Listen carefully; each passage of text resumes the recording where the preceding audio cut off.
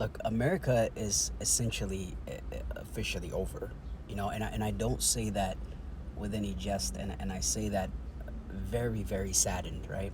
But in all my years of content creating, I've never gotten on the internet and made that claim. So I want you to hear why I'm making that claim. This is a Fox News interview that was done by Benjamin Netanyahu. And pay attention to what he's saying.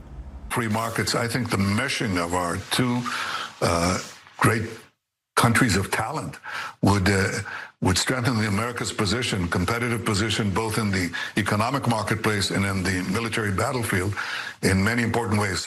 What he's talking about is a treasonous bill introduced by a treasonous man, who I believe is Marco Rubio, that literally wants to merge the Pentagon, basically the United States military, with the Israeli IDF. They want to merge it. And that doesn't mean that we just basically take over their military. That means that they get a chair, more so than they already have, in our military.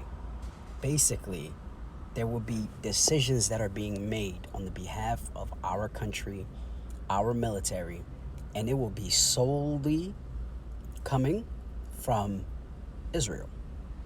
But that's not the crazy part, and that's not, wildly enough, that's not the crazy part.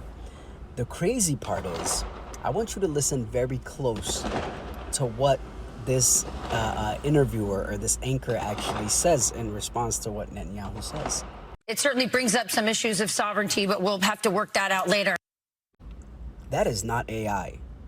And that is, she really said, it brings up a question of sovereignty, but we'll have to figure that out later. When your elected officials are advocating for your country to be essentially bought or taken over by another country, it is one thing. But when your media treats it as something that is not a big deal, it is a whole different ballgame. She's basically saying it literally threatens America being a country on its own, being its own country, but we'll figure that out later. Like, what self-loving human being who loves their country and loves themselves and love their people literally can just treat a threat to your sovereignty as if it's something very trivial? Oh, we'll figure it out later.